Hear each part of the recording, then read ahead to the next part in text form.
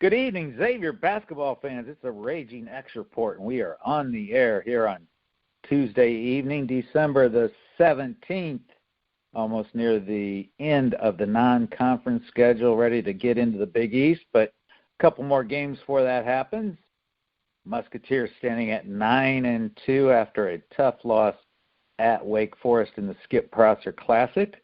They are unranked this week in both polls. I think they stand about 27th in the AP if you count it out, and somewhere in the high 30s in the coaches poll. But, again, we will not talk about that.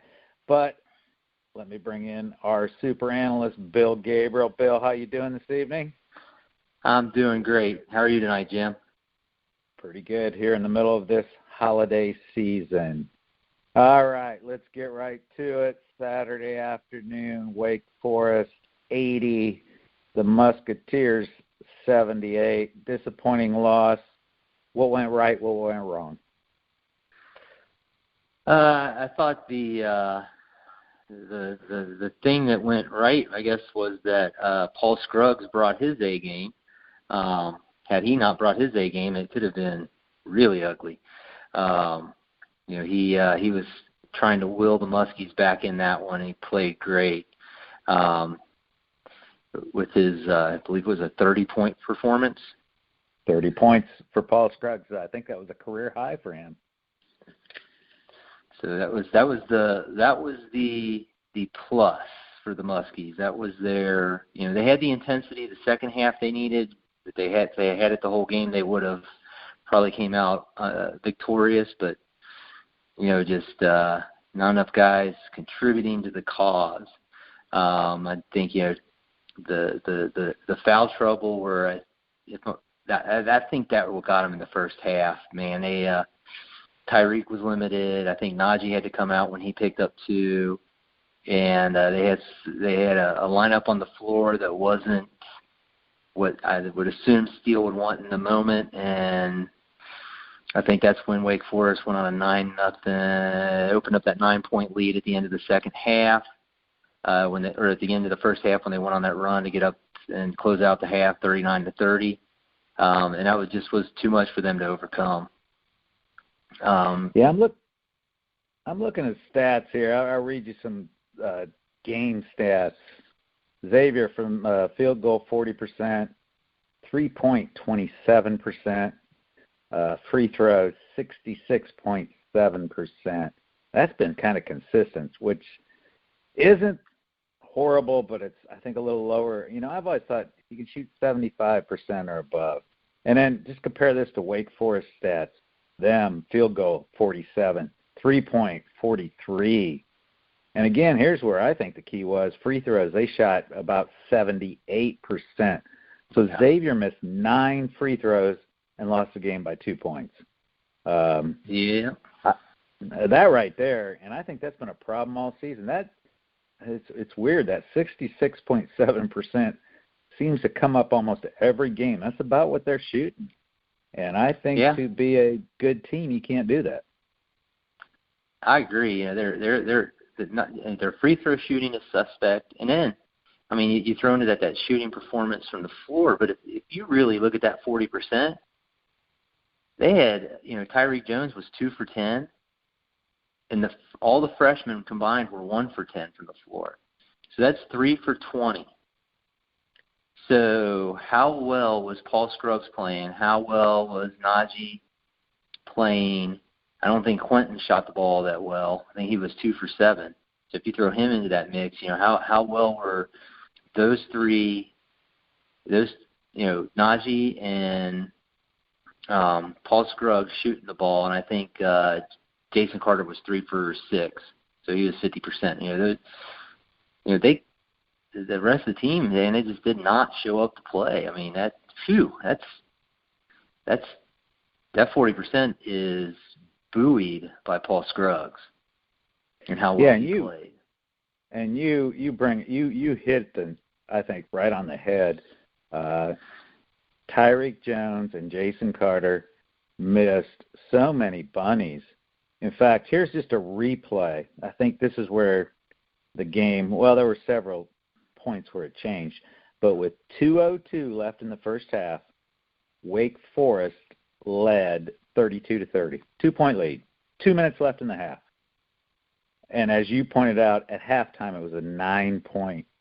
So they ballooned it by 7 points. And I went through and read, on ESPN, you can read play-by-play from that 2-minute 2:02 point at 32-30, Musketeers down by 2 points.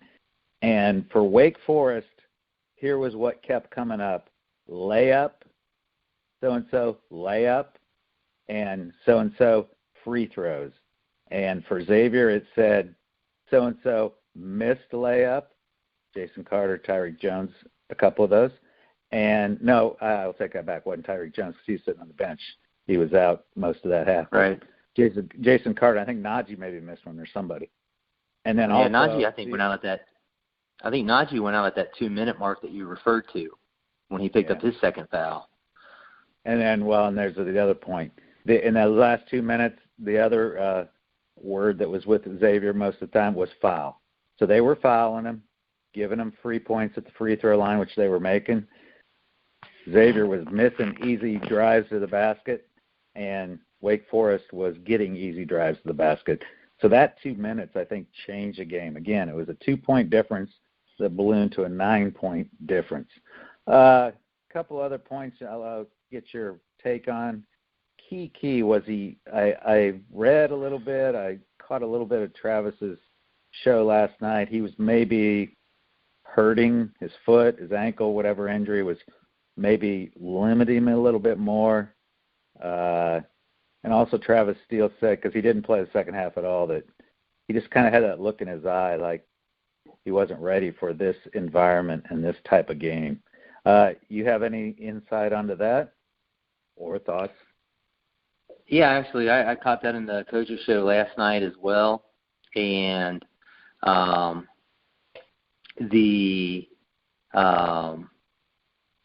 said that he practiced yesterday and he looked great. So I got a feeling, that it was a little bit of the confidence not being quite where they needed to be for Kiki at this moment. He's missed so much time. It's going to be really hard to get him involved and meaningful. I think if he doesn't play a lot the next 2 games for the Big East slate, because he's just not played enough. And I'm hoping that his foot will get better. It's one of those. I think it's one of those nagging soft tissue injuries. I'm not 100% sure what it is, but man, anytime you got something like that, it sometimes they just seem like they can linger forever. I just, he has missed a lot of time. It's kind of like, the more they miss, the harder it is to get them in. They don't know as much. They're not confident because they don't know as much. It's just that vicious cycle there from the lack of playing time and practice time. Yeah, I agree with you. And then the other thing, Tyreek's done a really good job of staying out of foul trouble this year, but obviously that didn't happen on Saturday. He had 2, I think, within the first, I don't know, it seemed like 2 minutes of the game. In fact, I think if you listen to that show at the same time, Travis Steele said that in the first 10 possessions that Wake Forest had the ball, Xavier was whistled for 7 fouls on 10 of those possessions. That's just unbelievable. But we've kind of overcome, even when Tyreek, and that was a concern coming this season. Again, he's done a good job of not getting in foul trouble, but we've kind of come accustomed to that. Well, it's not a big deal because Zach Fremantle comes in the game and does a great job, even though he's a freshman. But my comment on that was Saturday, he was a freshman, and he looked like a freshman, and we didn't get that performance. And that really, not to blame him, but that didn't pick up in that slack from Tyreek where he has earlier this season. Yeah, I think the freshmen are all, kind of they're going to get those deer in the headlight moments. But man, it just seems like some people they got freshmen who roll out scoring 15, 16 a game, and it's like, it doesn't seem to bother them. So I don't know, if it's for Kiki's perspective, it's the injury and not being able to have all those reps in practice and, that environment. But I can't imagine that environment was that bad since I think I saw the registered attendance was only like 5,700 people total. Half full, yeah. So, and another point, and we don't want to bang on this game too much, but because it's over. But Olivier Sarr, their big man, 7'1", had some decent stats. Thought it was going to be a big matchup for Tyreek. He didn't even play because he was injured. So that was a disappointment too, because you figured that he was like their big inside man, and he didn't even play the game. And there was some freshman that filled in for him and didn't score a lot of points, but I think had a few rebounds and played a decent game. So the other turning point, well, I guess, if you're looking for positives, I look at with 7:31 in the game, they were down by 13 points, 66-53, and at that point, it could have become a real blowout. And Najee Marshall kind of, I think, decided to take it on his back, went on a scoring streak before he fouled out with 3:41 left in the game, and then Paul Scruggs kind of picked it up and tried to take the team on his back. Got the Musketeers, I think at one point they had it down to 1, and of course got it down to 2 at the end of the game with a 3-point shot that didn't materialize. Look at the individual stats of this game. Tyreek Jones, 12 points, 11 rebounds, double-double, but he only played half the game. Najee Marshall, 16 points, but probably, I don't know what his total, I didn't look at his total minutes, but probably not over 20, 25 minutes. Paul Scruggs, 30 points, 24.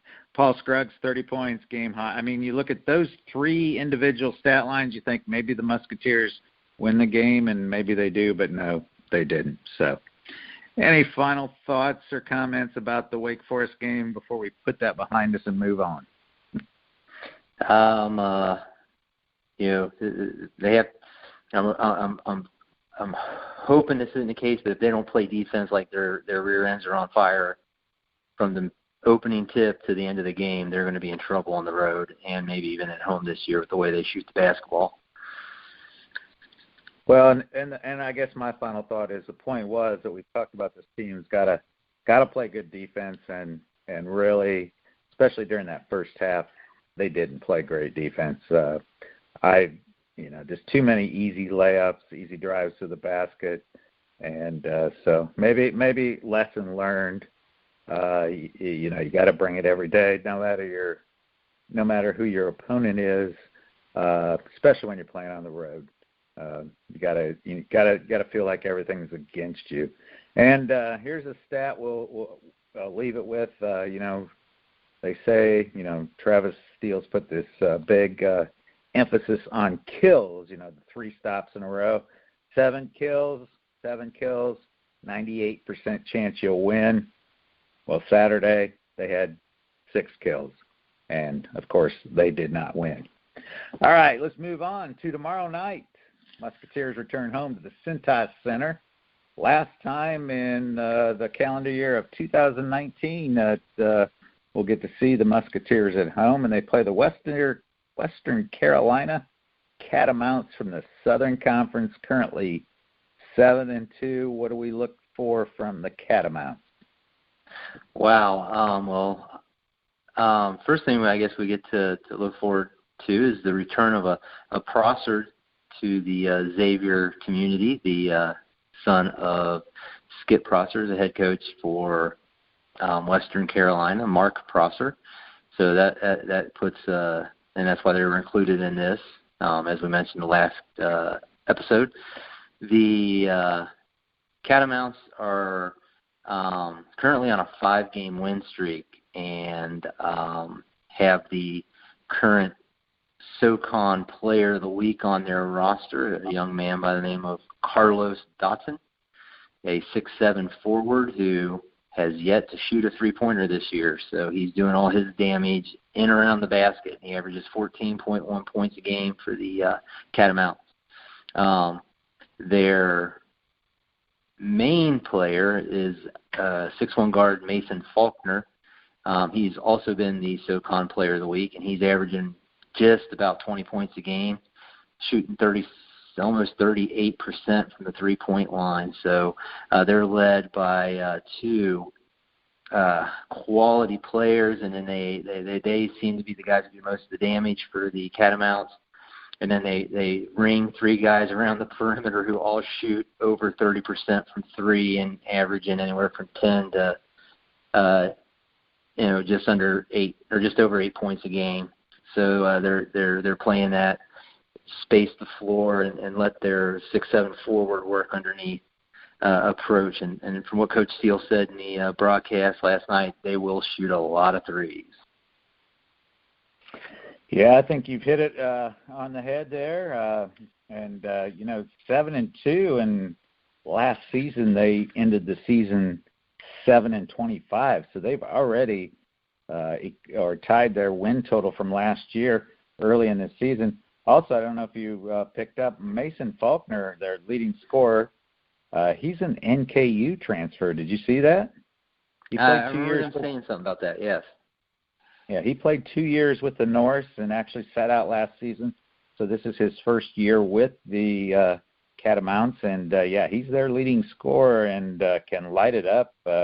Actually shoots 38% from 3-point. So it's going to be an interesting game. I think down low it's going to be interesting too because Carlos Dotson, 6'7", I think 250 pounds. I look at his 9.8 rebounds and 14 points. That's he sounds like a clone to Tyreek Jones. So that might be a battle underneath. Series so far, the two teams have only met once before. That was on December 6th, 2006 at the Cintas, and the Musketeers had an easy 95-61 victory. So should be a win for the Musketeers, you would think, but team seems to be playing pretty well, and Skip Prosser's son, so he probably picked up a few coaching tips from his dad. So Musketeers, I think, need to be ready tomorrow night. Yeah, they got to take care of their home court and not let one that they should be able to pull away from, and don't let it slip away. All right, and then Sunday evening, I believe. I'm looking. Do you have a tip time on that game on Sunday? I thought 5 o'clock. You have 5 o'clock. That's what I've seen. I've seen TBA on some things. So as they were talking last night, we're into the playoff football season, and as Travis Steele said last night, it's all about TV. So I think sometimes they're waiting to see which football games are played when, and then they move the basketball game. So we think it'll be 5 o'clock on a Sunday evening. That kind of concerns me. That's kind of an odd time for a college basketball game at this point in the season. Traveling to Fort Worth, Texas for this game as the Musketeers take on the TCU Horned Frogs. And what's your take on that game? That's an interesting matchup before the Big East season begins. Yeah, it's an interesting matchup in that TCU is very similar to Wake Forest in that their non-conference record, they're sitting there at 8-2, but when they've played the whatever your correct terminology here is for this in college basketball, since the Big East isn't really a Power 5, but the big school conferences, your Pac-10, Big 10, Pac-12, or Pac-12, Big 10, SEC, all that. TCU's played two teams that are in that category, Clemson and USC. Those are their two losses. Everybody else has been that next tier down of conferences. So very similar to what Wake Forest had on their non-conference resume. They hadn't really beat a team from a big school conference. So hopefully that it doesn't repeat itself when they head down to Texas there on Sunday. But they're coached by Jamie Dixon. They were picked to be 10th in the Big 12, but they do have a preseason All Big 12 player, a 6'6" guard named Desmond Bain, and he is averaging 16 a game, shooting just under 40% from the three-point line, and so he is their go-to guy.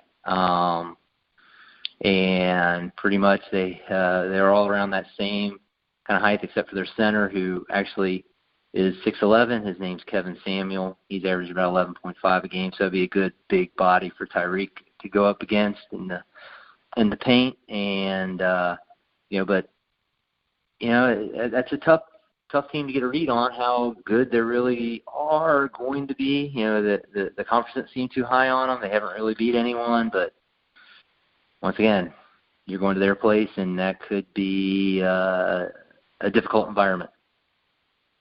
Yeah, and throw in a couple things for those two losses, both of them by only 2 points. So you think, oh, okay. But then again, you look at Clemson, ACC, Southern California, Pac-12, but they're not, I don't think they're the top teams of those leagues. So, yeah, it's hard to get a read on it.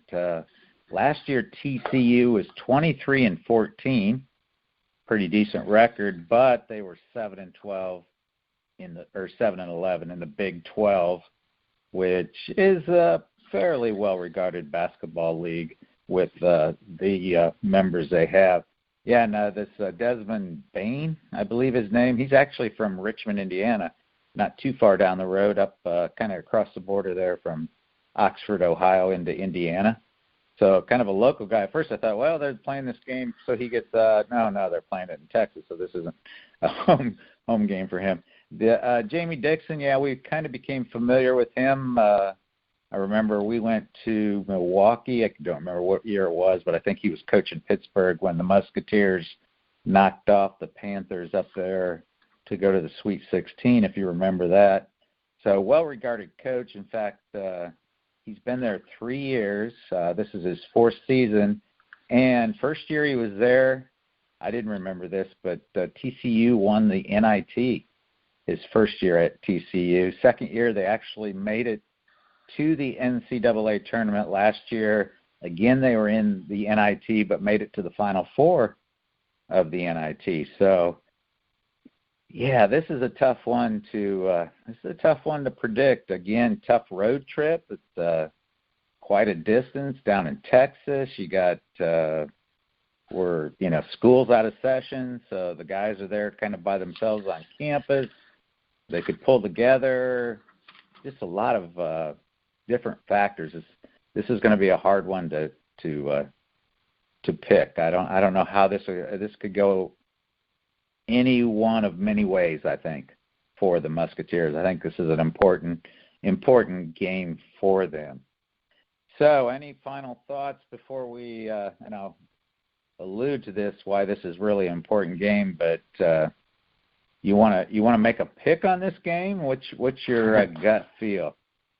I think I've already firmly established myself on this pick. I said when I was figuring out their non-conference stuff, I've kind of said they'd lose one true road game, and they've already done it. So they have to go in there and fight hard and get a victory because I think they need it for themselves to know they can go on the road and win before they get into Big East play. Yeah, Bill and I made a bet many weeks back as we started, I think maybe in our preview show, kind of talk about the non-conference being the first season. You have that, and then you have the league season, and then you have the tournament season, and this is kind of the first third. And Bill and I said, let's make a bet here. I let him choose. I said, 13 games. I said, what do you think the Musketeers will be? And he went with 11-2, and I said, well, I'll either go above or below whatever you pick. So when he picked 11-2, I decided to go below that. So for Bill to win, they need to be 11-2. For me to win the bet, they have to be 10-3. And not to count the chickens before they hatch, but I believe the Musketeers will take care of business tomorrow night at home in the Cintas, which will make them 10-2. So this is going to be the game that decides it all, Bill. And so we're pretty good there. We're right on the cusp of where they are. I don't know. I want to say I am a Musketeer fan at heart, and I hope they win, but I don't have a good feeling about this game. Just all the different factors involved. I hope that they go down there and the team comes together, has a good road game, prove that they can play on the road, prove that they can play 40 minutes, play a defensive game, fix all the problems. And, as Travis Steele talked about last night, this is a good time of the season to fix stuff because they got lots of time to practice. They're there by themselves as all the other students have gone home. So I hope they win, but I'm sticking with my 10-3. I think I'm going to win the bet. So we'll see on Sunday then. We will see on Sunday. So, and that'll be, I think that game hopefully will be on a regular TV station so we don't have to pirate out to watch the Musketeers. All right. So we come to the end of the show, and we have our trivia favorite part of the show here. Going to center around the horned frogs. Did a little research. Did you know that the horned frogs, do you know what a horned frog is? Not sure. I think it's a creative frog thing, right? It's a lizard. Yeah. It's a lizard. It's a lizard? Okay. Yeah. Well, one tidbit about the horned frog, that TCU is the only university in the world that uses the horned frog as its mascot. So little tidbit of trivia there. But here is, I'm going to give you an easy, hard, and harder question. Easy question. Which current NFL quarterback was a former Horned Frog player at TCU? Is he still a starting quarterback? But he is a starting quarterback in the NFL. Yeah, that would be Andy Dalton. All right, I had to give you the easy one. Here is the hard question. What NFL running back, former Horned Frog, just entered the NFL Hall of Fame in 2017?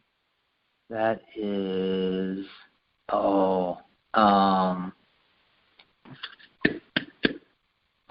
he was good too. Really good. I can't think of his name. Yes, he was. Yeah. San Diego Chargers. Right. I can't think of his name. LaDainian Tomlinson. Yep. I was going to say something Thomas, but I was close. Yeah. I know those names float around as you get older. Yeah, they do. Here's one I'm sure you don't know, but I'll throw it out there. You just couldn't even get his name. But LaDainian Tomlinson is the first man to be inducted into the NFL Hall of Fame to do this. He was the very first. I give you 3 seconds. 1, 2, 3. Okay. Interesting little tidbit here. He is the first player to be inducted into the NFL Hall of Fame who started his career in the 21st century. So, little tidbit there. I always like to give you the easy ones, hard. Huh? That's something that nobody can ever top. All right. Well, that is the RaGing X report for December 17th, 2019. We wish the Musketeers luck in their next 2 games. We want to thank Mike Goodpaster and the Grueling Truth Network for putting us out there on many platforms. Any final thoughts before we sign off tonight, Bill? I got nothing. You got nothing. All right, so we'll finish as we always do. Go Muskies. Go Muskies.